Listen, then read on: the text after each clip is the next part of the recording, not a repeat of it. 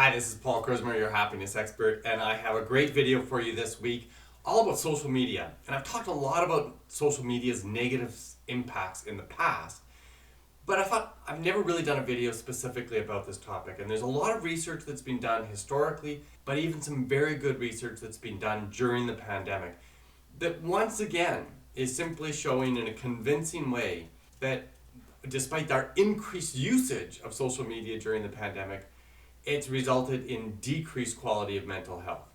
And so we're going to talk a little bit about that science and then also show a few ways that we can use technology to our advantage to actually increase our personal happiness and reduce the risk of poorer mental health. So stay tuned, coming right up.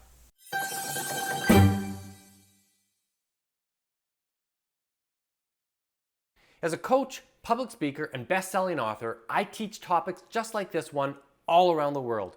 So stay tuned and I'll give you practical tools that you can use to make both yourself and those around you both happier and more successful. Yeah, so you're not at all surprised to hear that social media is associated with decreased mental health.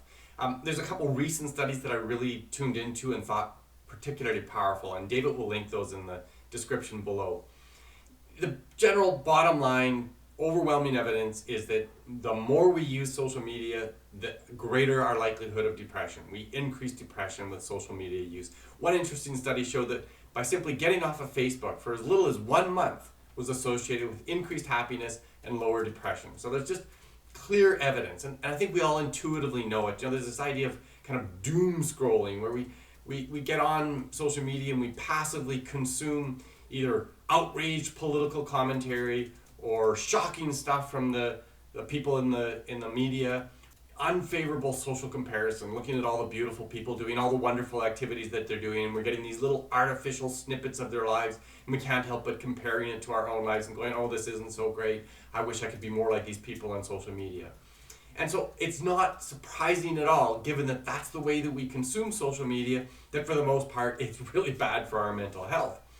But there are subtleties to all of this, and mostly that's associated with whether we're using the social media tools passively or actively.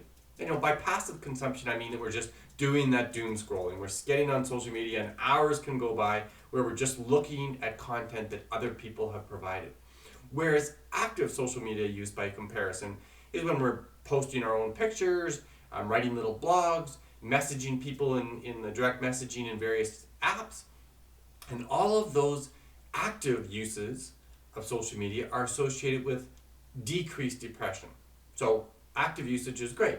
But the reality is that 80% or more of our consumption of social media is passive. And for many, many of us, that's all the only kind of consumption we have is just looking at other people's postings. And that stuff is clearly associated with poorer mental health. So one of the other things that we've talked about before on this channel, and which will make perfect sense, is that it's the quality of genuine human connection that matters.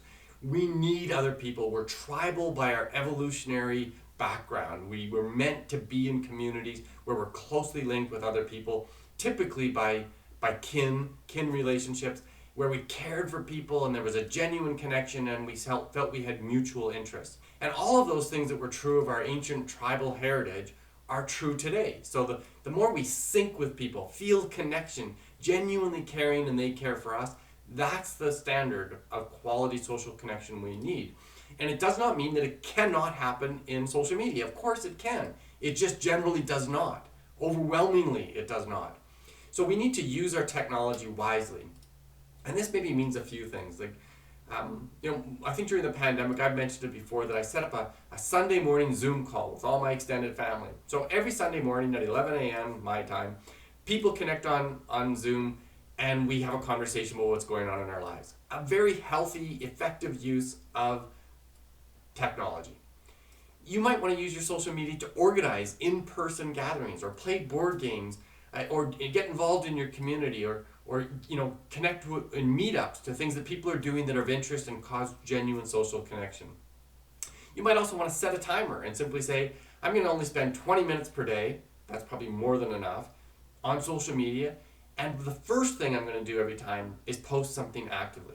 And then whatever remaining time you have on social media, you can consume other people's postings. But setting that limit is going to help you not get overwhelmed by the the endless doom scrolling. And then finally, you know, maybe the best recommendation of all is just get off social media. Spend as little time as possible there. And as an alternative, get outside in nature where the research is overwhelmingly clear. It's good for our mental health. That's it for this week. If you like the kind of content, please like the video and share it with your friends and family so that more people get this kind of content. Thanks for watching. We'll see you next week. Bye for now.